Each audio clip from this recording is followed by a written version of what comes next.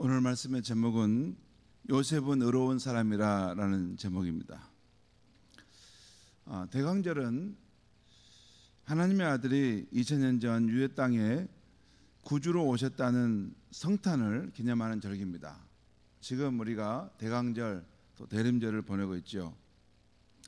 성탄절 크리스마스가 다가오면 우리 어렸을 때는 거리에 캐롤송이 울려 퍼졌습니다. 징글벨 징글벨 이런 캐롤송이 울려 퍼졌고, 또 동방박사가 나오는 성탄 카드를 써서 친구에게 보내곤 했습니다. 또 교회에서는 아이들이 북적북적 모여서 마리아, 요셉, 마법관 주인 역할을 하면서 성극 발표 준비를 했습니다. 거기다가 크리스마스 이브에 눈이 오기라도 하면 군고구마를 먹으면서 청년들끼리 함께 게임도 하고, 또 새벽이면 눈길을 밟으면서 새벽성을 다니기도 했습니다. 한 해를 마치는 12월 을신년스러운 때에 이렇게 성탄을 준비하는 마음은 참 행복했습니다. 아마 다 그랬을 것입니다. 그런데 요즘은 이런 크리스마스의 경축의 문화가 많이 약해졌습니다. 또한 근본에 대통령의 탄핵 문제로 그런 분위기를 갖기가 어렵게 된 올해 12월이 되어버렸습니다. 그래도 우리는 세상이 어두울수록 소망의 빛이요 생명의 빛이신 예수님을 더욱 갈망해야 할 줄 믿습니다. 오늘 말씀은 예수님의 성탄과 관련된 이야기인데요, 오늘 읽은 마가복음 1장 18절 이하에서는 처녀 마리아가 요셉과 약혼하고 동거하기도 전에 성령으로 잉태되었다는 것입니다. 그리고 이 사실을 알게 된 약혼자 요셉이 당황하게 되고 이 일을 어찌할까 하다가 이 일을 드러내지 않고 가만히 끊고자 했다는 것을 보여줍니다. 또한 요셉이 이런 고민을 하게 될 때에 주의 사자가 꿈에 나타나 요셉에게 내 아내 마리아 데려오기를 무서워 말라, 태중에 있는 아이는 성령으로 된 것이다 하면서 아들을 낳게 되면 그 이름을 예수라 부르라 전해줍니다. 그리고 이 모든 일이 되어진 것은 선지자의 말씀을 이루기 위함인데, 처녀가 잉태하여 아들을 낳게 되면 그 이름을 임마누엘이라 하셨다는 것입니다. 이것은 그 옛날 선지자 예언에 있었던 것인데 오늘 이 마리아와 요셉의 이런 시대에 성취되었다는 것입니다. 요셉이 꿈에서 깨어난 후에 천사의 분부대로 마리아를 데려왔고 아기를 낳기까지 동침하지 않았다라고 했습니다. 그리고 아기를 낳음에 이름을 예수라 하였다라고 전하고 있습니다. 이것이 오늘 본문의 말씀 내용입니다. 오늘 말씀에서 저는 두 가지 정도만 잠시 말씀을 나누었으면 합니다. 하나는 육신의 아버지 요셉의 헌신입니다. 우리는 일반적으로 마리아의 순종과 헌신은 아는데 요셉의 신앙을 놓치곤 합니다. 그러나 하나님의 아들 예수님의 탄생과 성장 과정에서 육신의 아버지 요셉의 순종과 헌신도 너무나 귀하고 아름답다는 것입니다. 오늘 말씀에 보면 청년 요셉이 처녀 마리아와 약혼했는데 동거하기도 전에 성령으로 잉태된 것이 나타났다고 하고 있습니다. 그런데 요셉은 의로운 사람이어서 이를 드러내지 않고 가만히 꿈고자 했다는 것입니다. 함께 살기도 전에 약혼녀가 이렇게 아이를 가졌다 그러면 신명기 율법의 말씀에 의하면 마을에 그것을 알려서 돌로 쳐서 죽이는 것입니다. 투석형이라고. 그것이 율법에 이런 나와 있는 내용이었어요. 그런데 이 요셉은 하나님 나라의 그런 의인이어서 이 일을 처리하는데 그 허물을 덮어주고자 했다는 것입니다. 그렇지만 이 일을 매듭을 짓고자 했다는 것이죠. 사랑으로 처리해야 돼 이 일은 분명하게 정리하겠다는 것이죠. 제가 우리 정대근 전사님하고 우리 간사님하고 세 사람이 앉아서 아침에 이 본문 가지고 프로페 짜이라는 것을 해봤어요. 그러면서 했더니 우리 간사님 말씀이 이런 멋진 이런 요셉과 같은 신랑이 있으면 너무 좋겠다, 그런 말씀을 하는 걸 들었어요. 진짜 이런 신랑이 어디 있습니까? 그렇죠. 참 허물을 덮어주고 가만히 그것을 이렇게 그 일을 정리하려고 하는 책임지는 마음이죠. 또 내 안에 마리아 데려오기를 두려워하지 말라, 그에게 잉태된 자는 성령으로 된 것이라 하는 천사의 말을 듣고 순종하고 있습니다. 여러분, 이 말이 납득이 될 수 있는 말입니까? 이게 갑자기 자기 약혼한 여인이 아이를 가졌는데 이게 성령으로 잉태됐다라고 하는 말을 하는 거예요. 여러분, 이 역사상 처음으로 이런 일이 있는 상황인데 이 요셉이라고 이것이 잘 믿어졌겠습니까? 그 당시에는 분명히 이해가 되지 않았을 것입니다. 하지만 주의 천사의 말에 순종하여 마리아를 데려와 잘 보살폈습니다. 그리고 때가 되어 아이를 낳고 예수라는 이름을 지었습니다. 그 후에도 아들 예수 때문에 애굽으로 피난 가야 했고 갈릴리 나사렛에서 숨어 살아야 했습니다. 여러분, 그 이후에 우리 일정도 알고 있어요. 헤롯 왕이 그 예수를 잡아 죽이기 위해서 군사를 보냈을 때 그 밤에 그 아기를 데리고 애굽으로 피난을 가야 했습니다. 이 가정이 나중에 돌아왔을 때도 이 갈릴리 나사렛에서 숨어 살아야 될 만큼 그 예수를 그 가정에 두었다는 것이 큰 어려움을 안고 있는 상황이었던 것입니다. 우리가 알다시피 요셉은 가난한 목수였죠. 그 요셉이 아들 예수가 성장하는데 이름도 없이 빚도 없이 가정을 돌보는 성실한 가장이었습니다. 그렇죠? 참 성실한 가장이었어요. 우리 마리아는 굉장히 이렇게 높이 이렇게 칭송을 받는 면이 누가복음에 나오고 그래요. 근데 요셉은 보면 이게 그늘진 곳에 약간 비껴 있는 모습이에요. 이름도 없이 빚도 없이 그냥 그 가정에서 묵묵히 가정을 이렇게 돌보고 세우는 성실한 가정의 모습으로 나오죠. 성도 여러분, 믿음이란 사실 별것이 아닙니다. 하나님이 우리 각자를 세워주신 그 자리에서 자신에게 맡겨진 역할을 성실히 수행하는 것이에요. 오늘 본문의 마리아와 요셉이 자기에게 맡겨진 역할, 그 시대 자신들에게 맡겨진 역할이 두려웠지만 그래도 불평하지 않고 믿음으로 순종하고 헌신했다는 것입니다. 여러분, 저와 여러분도 하나님이 세워주신 자리에 지금 들어가 있죠. 그리고 그 자리에서 맡겨진 역할이 있죠. 저도 있습니다. 제가 딸 둘하고 아들 하나 이렇게 해서 지금 책임지고 있는 가장입니다. 그리고 제가 순천 은성교회에서 이제 위임 목사로서 여러분들을 지금 섬기고 있죠. 이 하나님이 저를 세워주신 자리입니다. 여러분도 여기 뭐냐면 강남 중앙교회나 순천 제일교회에 다니지 않고 여기 순천 은성교회 지금 나오고 있지 않습니까? 그러죠? 왜 다니십니까? 이 교회에서 하나님 나라 그 역할을 맡겨주셨는데 그 일들을 함으로써 하나님을 섬기고자 하신 거 아닙니까? 그러죠. 여기에 장로를 맡고 또 권사를 맡고 안수집사를 맡았으면 이 자리에서 우리는 하나님 나라를 섬기는 것이고 하나님 경외하고 섬기는 것입니다. 나는 어딘가에서 하고 있어. 어디서 합니까? 사람은 그럴 수 없습니다. 자기가 서 있는 그 자리에서 하나님이 내게 맡겨주신 역할이 있는 것입니다. 그것을 잘하는 것이에요.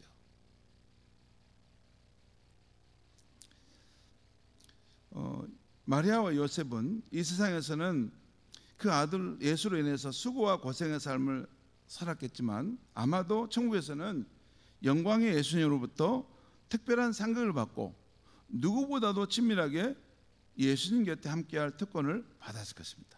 그러죠? 예. 예수님을 낳아서 이렇게 품어주고 길러주고 세워준 분 아닙니까? 여러분, 예수님이 하나님이시지만 또한 사람의 몸을 입고 오셨기 때문에 이 사람과의 관계도 중요합니다. 천국은 예수님이 12제자들과 관계했던 그것이 다 없어져 버린 게 아닙니다. 사람으로서 함께 맺었던 그 관계가 천국에서도 연결되는데 좀 더 높은 차원으로 승화되는 거죠. 그러니까 아기 예수님을 품어 안고 그 피난길을 다니고 또 목수일을 하면서 그 자신을 길러줬던 그 육신의 아버지 요셉에 대해서 영광의 왕이신 예수님께서 더 특별하게 대하지 않으시겠습니까? 여러분, 하나님을 경외하고 섬긴다는 것, 그리고 예수를 주로 믿고 섬긴다는 것, 이것은 우리가 아니라 하나님이 세상의 주인이라는 것을 인정하고 하나님께서 부여하신 일을 충성되이 감당하는 것입니다. 그거예요. 다른 거 없어요. 가정에서든 교회에서든 하나님이 세워주신 그 자리가 있어요. 여러분, 사실 이 마리아와 이 요셉이 뭘 했어요? 뭘 했습니까? 이분들이 하나님을 경외하고 섬기는 삶을 위해서 뭘 했을까요? 아무것도 없어요. 제가 보기에는 그 하나님께서 그들을 통해서 낳게 하신 그 자녀들을 잘 기르습니다. 그 저기 첫 번째 아들, 큰 아들을 예수를 정말 잘 사랑으로 믿음으로 잘 세웠고 또 그 형제들 가운데 누구였어요? 야고보와 유다 형제를 잘 키웠어요. 그래서 그 마리아와 요셉의 아들이었던 야고보는 나중에 예루살렘 교회 가장 회장이 되었고 야고보서의 저자가 되었어요. 또 그리고 예수님의 형제인 유다는 유다서의 저자가 되었어요. 그러니까 우리 눈에 보기에 딱 세 사람을 믿음의 자녀로 훌륭하게 키운 거죠. 그것밖에 안 했어요. 여러분, 제가 어려운 말 합니까? 이전에는 청년 때는 인생이 막 저 푸른 초원에 막 놀라운 이렇게 꿈과 비전을 이루는 것이라고 생각했는데 이제 인생의 진면목을 보면서 발견한 것은 다른 거 아니에요. 가정을 이루고 자기에게 주신 자녀들을 이게 내가 받은 하나님의 그 은혜, 복음의 말씀을 잘 전하고 신앙을 전수하고 내가 떠난 후에도 이 신앙의 불꽃이 꺼지지 않고 굳건하게 타오르도록 하는 거, 그거 하나만 잘해와도 최고로 성공적인 인생입니다. 그렇죠? 아니, 내가 잘 되고 우리 자녀들이 다 하나님을 떠나서 세상에 가버리면 무슨 소용이 있습니까? 그렇죠? 이제 여러분, 삶이라는 것은 마지막을 향해 가면 갈수록 선명하게 드러난 건데 다른 거 없어요. 다른 건 먹고 마시고 사는 것이고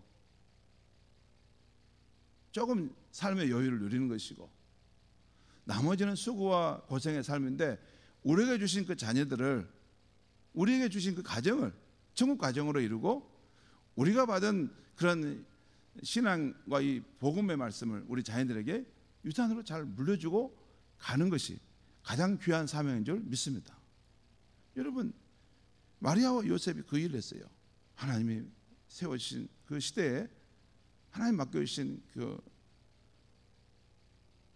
예수를 사랑으로 믿음으로 잘 키워서 공생의 기간 동안 준비시켜 내놓은 것입니다.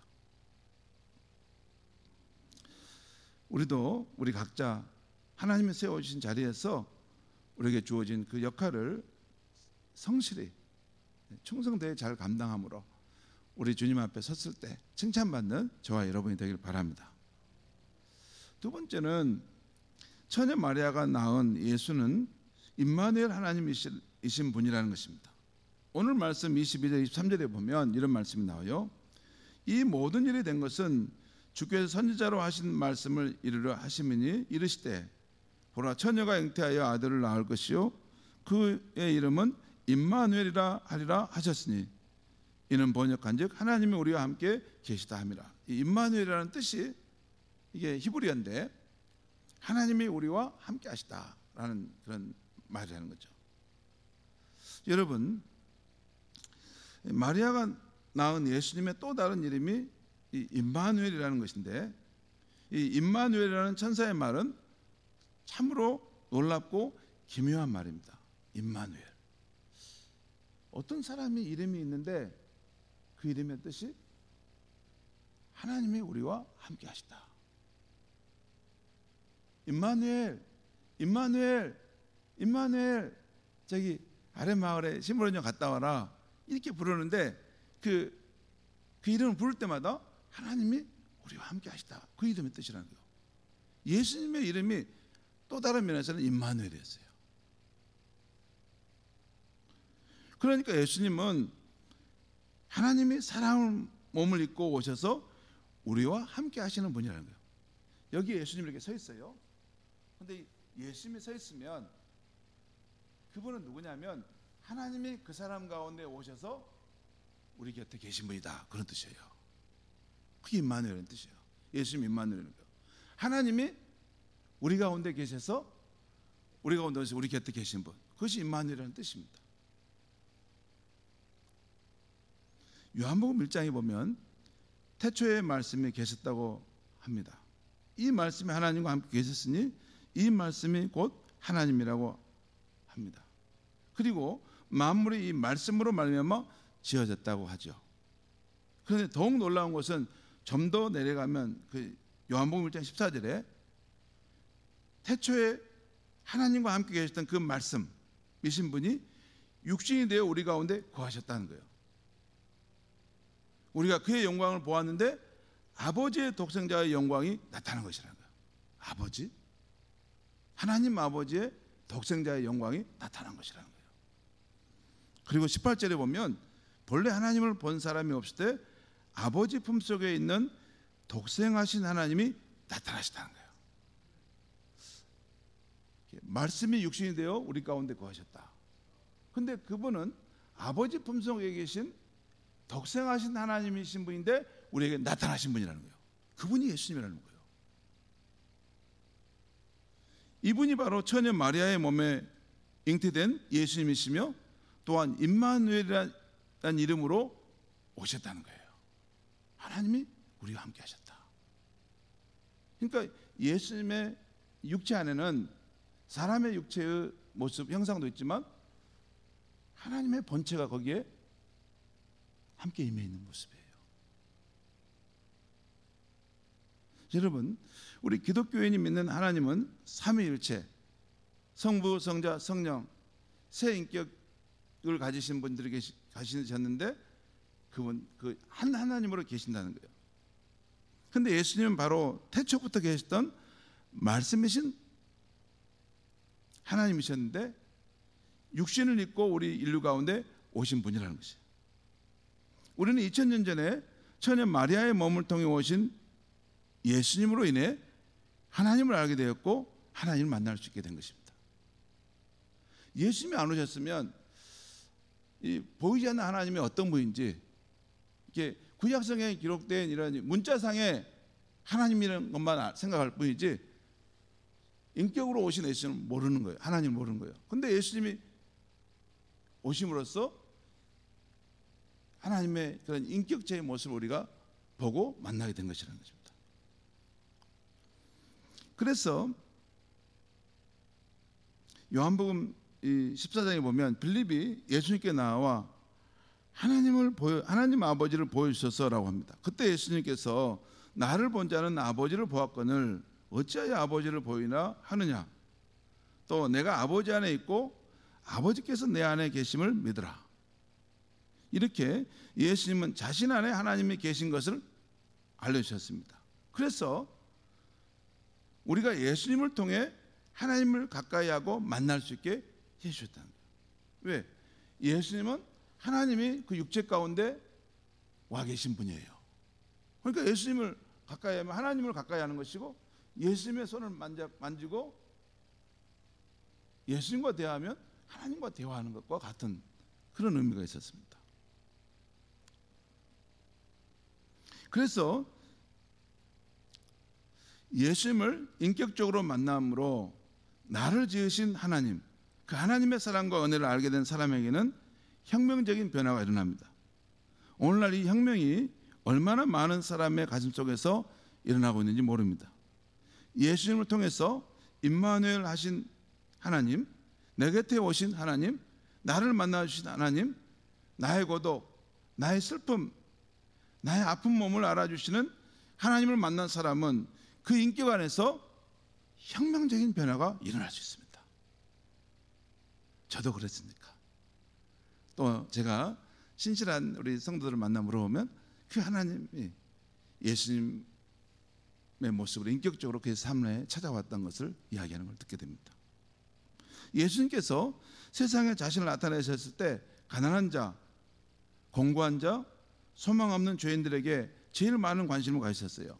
그들을 일일이 찾아가 가까이 하고 함께 식사하면서 그들에게 소망을 주셨습니다. 수고하고 무거운 짐진 자들아 다 내게로 오라. 내가 너희를 쉬게 하리라. 비록 세상에서는 수고하고 고생하지만 하나님은 당신을 사랑하신다는 것, 그리고 예수를 믿음으로 영생을 선물로 주신다고 말씀하시면서 그들의 가슴 속에 소망을 불러일으켜 주셨습니다. 이제 사람이 되어 이 세상에 오신 예수님을 보면서 우리 인류는 하나님이 바로 이런 분이시구나 하는 것을 비로소 알게 되었어요. 예수님이 오시기 전까지는 하나님은 어떤 분일까? 이 우주 만물을 창조하시고 우리 생명을 지으신 그 하나님, 우리의 인생의 목적과 의미를 부여하신 하나님, 그 하나님은 영이신 분인데 그 하나님은 어떤 분일까 궁금했는데, 육체를 입고 오신 예수님 안에서 우리는 하나님을 알게 되고 만나게 된 것입니다. 이것이 예수님이 우리 가운데 오셔서 주신 가장 놀라운 축복 중에 한 가지예요. 여러분, 하나님을 알고 싶습니까? 그럼 예수님의 성품과 예수님의 모습을 생각하면 그분이 바로 하나님의 형상을 나타내는 분인 줄 믿습니다. 이게 예수님이 임마누엘이라는 이름을 가진 뜻입니다. 알 수 없었던 하나님, 멀리 보이던 하나님이 아닙니다. 나와 함께 내 곁에 계신 하나님이라는 것은 예수님이 비로소 우리 인류에게 알려주신 것입니다. 그래서 이제 누구든지 예수님을 구주로 믿고 영접하면 그 마음을 위로하고 힘주시는 하나님을 맛볼 수 있는 것입니다. 우리 찬송가에 예수는 나의 힘이요 내 생명 되신다, 예수는 내 힘이요 내 친구 되신다 라는 찬송가 93장이 있어요. 거기 보면 눈물이 앞을 가리고 내 마음에 근심 쌓일 때 위로하고 힘주시리 주 예수라는 가사가 있습니다. 눈물이 앞을 가리고 내 마음에 근심이 쌓일 때 위로하고 힘주시는 그분은 바로 우리의 주 예수님이라는 거예요. 예수를 나의 구주로 믿고 받아들인 사람에게는 이런 눈물이 흐르고 마음의 근심이 쌓일 때 이런 하나님의 위로와 힘주심이 있다는 것입니다. 이 찬송가 93장만 혼자 조용히 불러도 하나님께서 벌써 내 곁에 와 계심을 느낍니다. 나는 혼자가 아니라 내 곁에 오셔서 위로해 주시고 힘주시는 우리 주 예수님과 함께함을 느낍니다. 예수님이 임마누엘 하나님이시라는 것은 이제 하나님은 우리 곁에 와 계시고 나와 함께 하시는 분이라는 거예요. 멀리 계신 하나님, 나의 고독과 아픔과 아무 관계없는 하나님이 아니라 내 마음에 오셔서 나의 그 고독과 나의 슬픔과 나의 그 눈물의 그 의미를 알고 나를 위로하고 힘주시는 그 하나님이 예수님 안에서 우리를 찾아오신 하나님이라는 거예요. 이것이 성탄의 의무입니다. 성탄의 의무.